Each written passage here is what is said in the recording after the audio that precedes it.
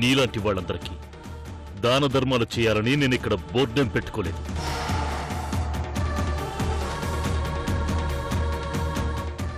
నువ్వు ఫ్రీగా ఇవ్వక్కర్లేదు. అంటే నీ వల్ల మలినమైన ఈ శరీరం మళ్ళీ నీకే అర్పించాలనుకుంటున్నాను. మాటలతో చెప్తే విన్నరా మీరు? కొడతావా? కొట్టే. కొట్టు కొట్టు కొట్టు కొట్టు కొట్టు కొట్టు కొట్టు కొట్టు.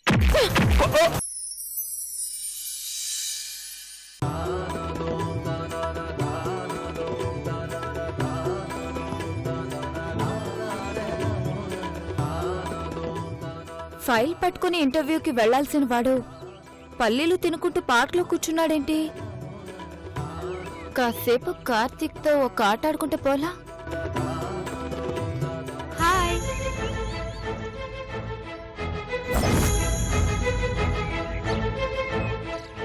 ఈ అమ్మలు ఎవరబ్బా? అస్సలు పరిచయం లేదే. అమ్మ నా హీరో. దీనికోసమా నువ్వు పార్క్ వచ్చింది? నువ్వు ఆల్రెడీ లవ్ ట్రాక్ లో ఉన్నావన్నమాట. నీకోసం అనవసరంగా డ్యూయట్స్ వేసుకున్నాను కదరా బాబు. ఎవరు నువ్వు? మంజునండి.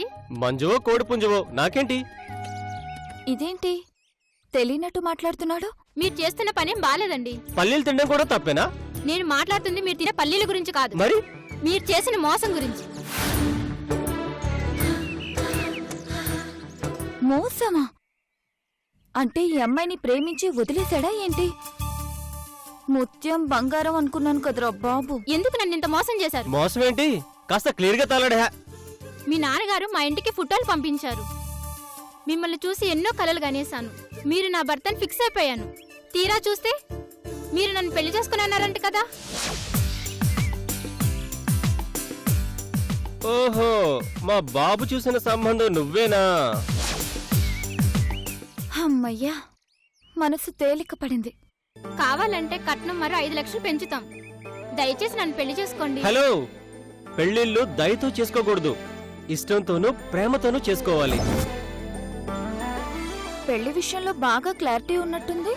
నాలో ఏం తక్కువని నన్ను రిజెక్ట్ చేస్తున్నావు? అసలు రిజెక్ట్ చేయడానికి ప్రస్తుతానికి నా దగ్గర కారణాలే లేవు. ఒకవేళ నువ్వెవరినైనా ప్రేమిస్తున్నావా?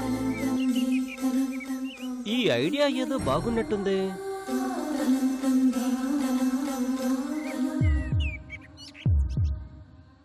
చెప్పు, ఎవరినైనా ప్రేమిస్తున్నావా?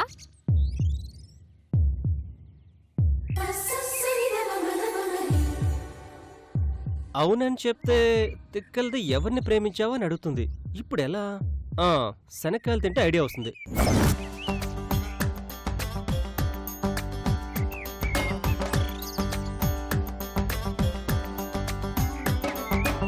ఇరవై 22 వయసు, 22 సంవత్సరాల లోపే బిజినెస్ లో నెంబర్ 1 పొజిషన్కి వెళ్లి కేంద్ర ప్రభుత్వం చేత బిజినెస్ టైకూన్ ఆఫ్ 2015 అవార్డు పొందింది.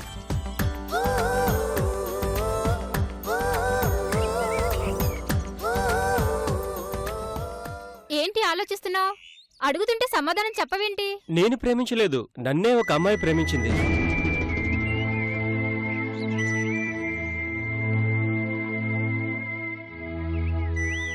ఎవరు? నువ్వు అర్జెంట్ గా తెలుసుకోవాలా? అవును. విన్నావంటే గుండె పగిలి చేస్తావు. అంత చండాలంగా ఉంటుందా? నాకంటే ఎక్కువ కట్నం ఇస్తానందా? పిచ్చి మొహందానా, అందంలో ఐశ్వర్య, అంతస్తులో ఐశ్వర్యం. ఎవరు బాబు? శిరీష. ఏ Sirisha? The youngest business woman entrepreneur. ఎవరు? ఆ కోటేశ్వరాలా? ఎస్.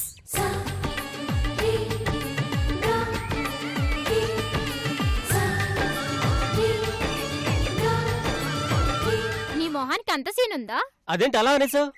ఉద్యోగం లేనివాడివి నేను నిన్ను చేసుకోవడమే గొప్ప అనుకుంటే శిరీష ప్రేమించిందంటావేంటి? ప్రేమించడం ఏంటి? నా కోసం పిచ్చిదానిలా తిరుగుతుంది. నేను వద్దు, కుదరదు, నా వల్ల కాదని చెప్పినా వినిపించుకోవడం లేదు. అన్ని 100 కోట్ల ఆస్తేనే కాదనుకుంటున్నాను. ఆఫ్టర్ ఆల్ నీ 5 లక్షలంతా పోబే. నేను ఇంకా నమ్మలేకపోతున్నాను. నిజాలు అలానే ఉంటాయి. ప్రతిరోజు ఇద్దరం రాత్రి 1 గంట వరకు మాట్లాడుకుంటాం తెలుసా? అయితే నేను డ్రాప్ అవ్వాల్సిందేనా? అంతే కదా, గంతకు తగ్గ బొంత ఎవడో ఒకడు వస్తాడు. బయలుదేరు బయలుదేరు. ఛీ,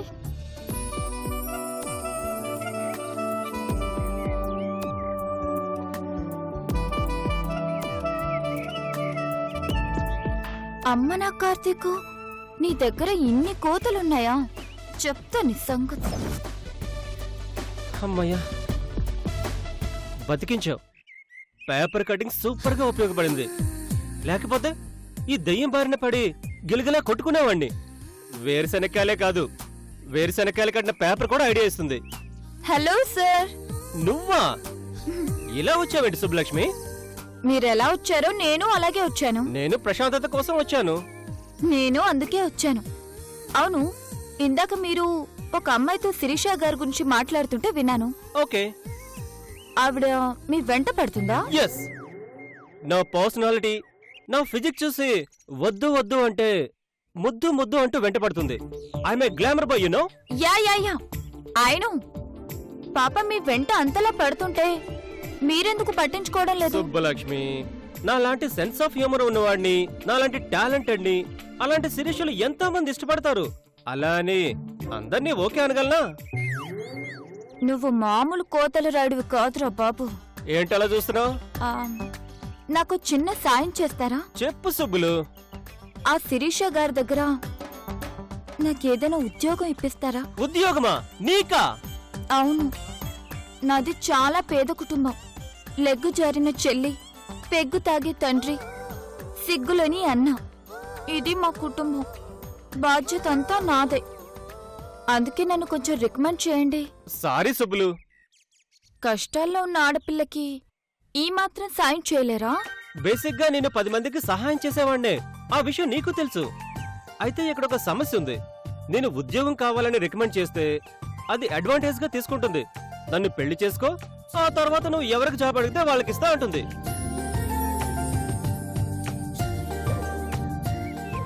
శిరీష్కి దూరంగా ఉండాలని నా కమిట్మెంట్ ఒకటి ఉంది.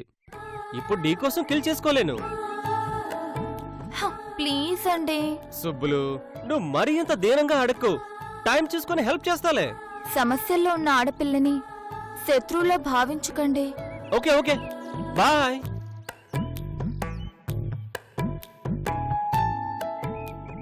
నీ మాటలింత ముద్దుగా ఉన్నాయేంట్రా?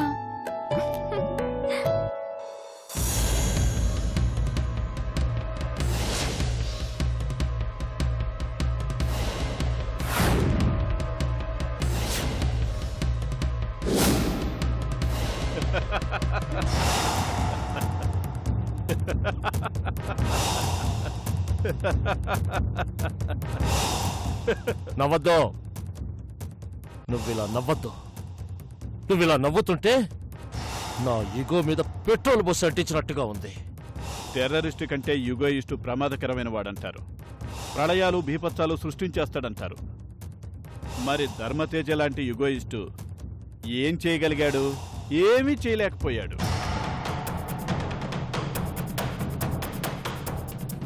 ట్విన్ సిటీస్ లో మీకు మించిన మగాడు లేడని, భూమిని కబ్జా చేయడంలో మీకంటే దమ్మున్నోడు మరొకడు లేడని చాలా గొప్పగా చెప్పారు కదా.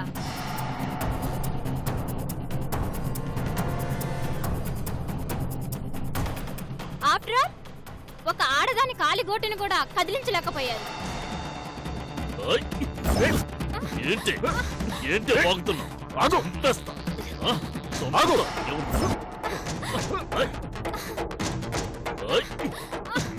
ఏంటి? ఆగు. ఆడదానివి ఆడదానిలో ఉండవు.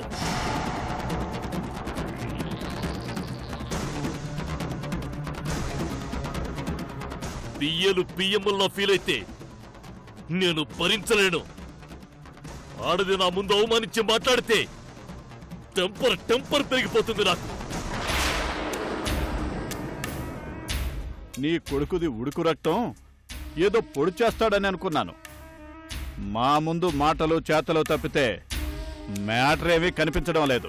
రాకేష్ వర్మ, నా హిస్టరీ నా కొడుకు హిస్టరీ నీకు పూర్తిగా తెలియదు. 2010లోని పోలీస్ రికార్డ్స్ ఓపెన్ చేసి చూడు. ఈ ధర్మతేజ అక్రమాల లిస్టు నీకు కనిపిస్తుంది. లైబ్రరీకి వెళ్ళి ఆగస్టు 15, 2012 పేపర్ తీసి చూడు. స్వాతంత్రం రోజున ఈ ధర్మతేజ 10 మందిని ఊచకోత కోసి గొయ్యి తీసి పాతిపెట్టిన హెడ్లైన్స్ నీకు కనిపిస్తాయి. కేవలం 10 గజాల స్థలం కోసం 10 మందిని ఊచకోత కోసిన నేను నీకు చాతగాని దద్దమ్మల్లా కనిపిస్తున్నానా? ఏమన్నావు? నాది ఉడుకు రక్తమే కాని పనికిరాని పౌరుషం అన్నావు కదూ. స్కూల్ డేస్ లో నా మాట వినని వాడిని వేట కొడవలతో నరికేశా. కాలేజీ రోజుల్లో నా కోరిక తీర్చని అమ్మాయిల మొహాల మీద యాసిడ్ పోసేశా. నా తండ్రి కాలరు పట్టుకున్నందుకు పంజాగుట్ట సర్కిల్ దగ్గర ఎస్ఐ గాని లారీతో గుద్దేశా. నాదా పౌరుషం లేని రక్తం. ఒక్కసారి ఉన్మాదిలా మారానంటే నన్ను ఆపడం ఎవరి వల్ల కాదు. రాకేష్ వర్మ, ఎన్నో ఏళ్లుగా నీకు నాకు మధ్య ఓ డీలింగ్ నడుస్తుంది కాబట్టి నిన్ను వదిలేస్తున్నా. లేదంటే ఈ పాటికి నీ డెడ్ బాడీని ఇంటికి పార్సిల్ చేసేవాణ్ణి.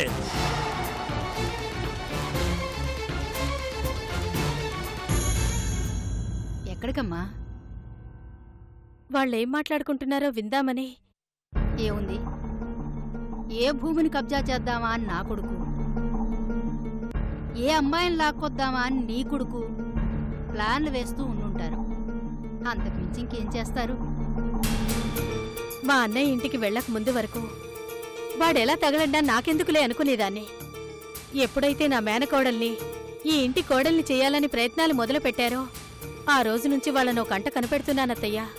ఆ రాక్షసుడు నా అన్నయ్య కుటుంబానికి ఏ హాని తలపెట్టకుండా నేను కాపాడుకోవాలత్తయ్యా.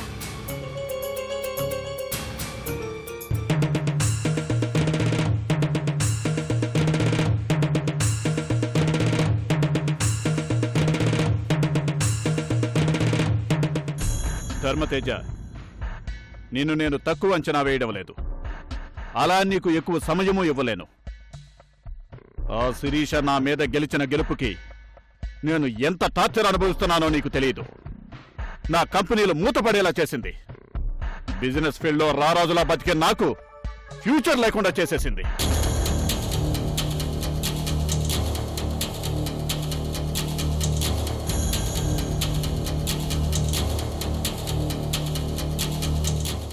ఒక చేప పిల్ల తిమింగలాన్ని భయపెడితే ఎలా ఉంటుందో నా పరిస్థితి కూడా అలాగే ఉంది. నువ్వడిగిన డబ్బు కంటే 4 టైమ్స్ ఎక్కువిస్తాను. నా పని త్వరగా అయ్యేటట్టు చూడు. చేస్తాను, తొందరలోనే చేస్తాను. కానీ తొందరపడి చెయ్యను. ఎందుకంటే అది స్వయాన నా మేనకోడలు.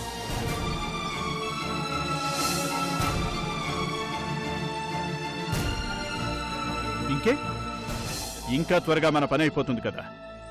అలా అనుకునే పరశురాం అనే గాలానికి పెళ్లి అనే ఎరపెట్టి శిరీష అనే బంగారు చేపను పట్టాలనుకున్నాను. అంతా రివర్స్ అయిపోయింది. మయసభలో ద్రౌపదిని అవమానించినట్టు అవమానించింది. దుర్యోధనుడి కంటే ఎక్కువ ఓటమితో వచ్చేశాను.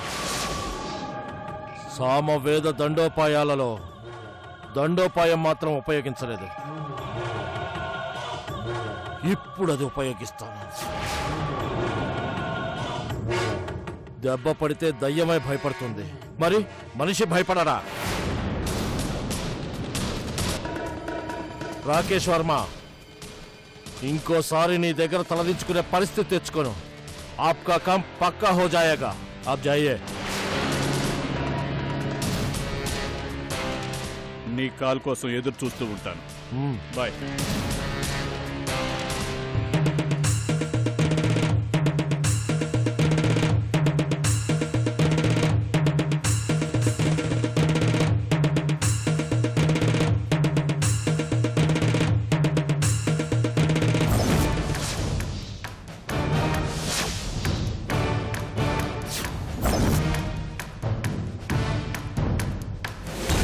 పైకెళ్ళి ఏం విన్నావమ్మా? మరో మారణ హోమానికి తండ్రి కొడుకులిద్దరూ శ్రీకారం చుట్టారా? నేను అనుకున్నట్టే మా అన్నయ్య మీదే దండయాత్ర చేయడానికి వెళ్ళబోతున్నాను. రారా నాన్న, ఆగండి.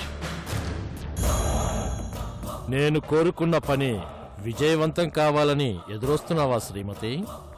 ఎదురు రావట్లేదు, అడ్డొస్తున్నాను. షార్ప్గా మాట్లాడటం, షార్ట్ కట్లో మాట్లాడటం నాకు మాత్రమే వచ్చనుకున్నాను.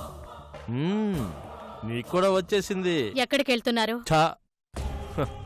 పెళ్ళానికి చెప్పి వెళ్ళటం ఈ రాచకొండ ధర్మతేజ చరిత్రలోనే లేదు. నీచమైన మీ చరిత్ర గురించి ఎన్నిసార్లు చెప్తారా గొప్పగా? మరదే సుభాష్ చంద్రబోస్ గురించో మహాత్మా గాంధీ గురించో చదివితే సరిపోదు. నాలాంటి హిట్లర్ గురించి, నా కొడుకు లాంటి నెపోలియన్ గురించి కూడా అందరూ తెలుసుకోవాలి. మా అన్నయ్య కుటుంబం జోలికి వెళ్ళకండి. అరే అరే, అప్పుడే గోడచాటు నుంచి మొత్తం వినేశావన్నమాట. నీకు దండం పెడతాను, మీ కాళ్ళు పట్టుకుంటాను, వాళ్ళని వదిలేయండి. వదిలేస్తాం. నీ అన్నని, నీ వదిన్ని అలా మేడ మీదకి తీసుకెళ్ళి ఇలా కింద కుదిలేస్తాం. ఏయ్, మంచి ముహూర్తంలో బయలుదేరుతున్నాను, శకునంలా అడ్డు రాకో. యాండి, మీ కాళ్ళు పట్టుకుంటాను, నా మాట వినండి. మీకు కావాల్సింది డబ్బే కదా, ఎంత కావాలో చెప్పండి, నేను తీసుకొస్తాను. తీసుకొస్తావా? తీసుకొస్తాను. నిజంగా తీసుకొస్తావా? తీసుకొస్తానండి. తొందరపడి మాట ఇవ్వద్దు సుభద్ర. ఆశకు అంతం లేని మనుషులు వీళ్ళు. నువ్వు మాటిస్తే ఒక కాలుతో మీ అన్నయ్య ఆస్తులను ఆక్రమించుకుంటాడు, ఇంకో కాలితో నీ మేనకోడలి కంపెనీలను ఆక్రమించుకుంటాడు. మరో అడుగు అవకాశం ఇస్తే మీ అన్నయ్య కుటుంబాన్ని సమాధి చేసి ఆ సమాధిని కూడా ఆక్రమించుకుంటాడు వీడు. శభాష్, శభాష్ అమ్మా, శభాష్. నువ్వు తల్లివంటే బిడ్డ మనసుని చాలా చక్కగా అర్థం చేసుకున్నావు. విన్నావుగా సుభద్ర, నా తల్లి అన్న మాటల్ని వేదంలా భావించి అక్షరాలా జరిపించి వస్తాను. వద్దు, మీరు వెళ్ళొద్దు. ఏయ్, వదిలో. మీరు వెళ్ళొద్దండి, నా మాట వినండి ప్లీజ్, నా మాట వదిలో. వినండి. సుభద్ర, వదిలో. వదిలో. మీరు వెళ్ళొద్దు. ఏయ్, వదిలో. మా అన్నయ్య సుభద్ర, కూతురు వదిలో. జీవితం నాశనం చేయొద్దండి, వద్దండి నువ్వు- ప్లీజ్.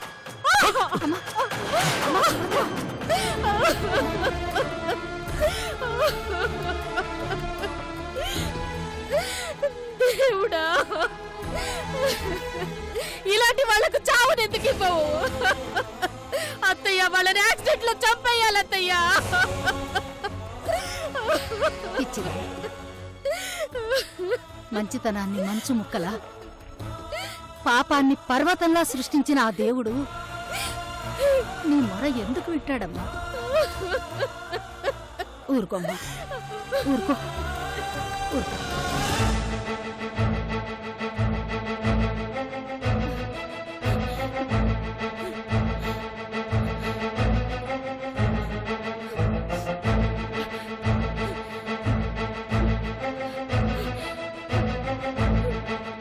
అమ్మా శిరీష, నేను వస్తానమ్మా.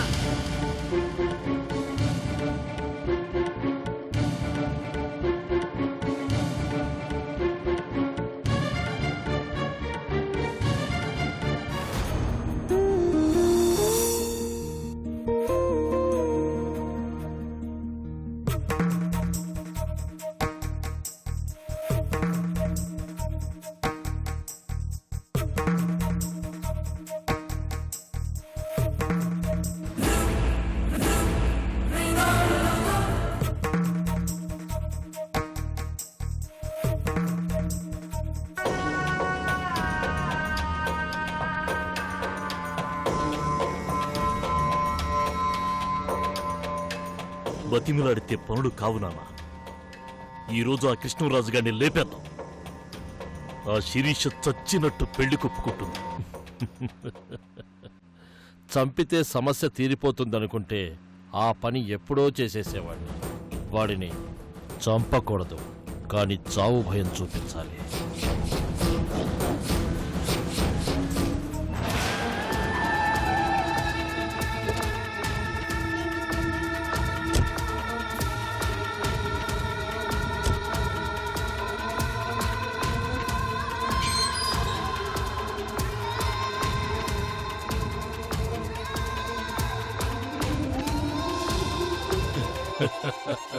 ఏం బావగారు?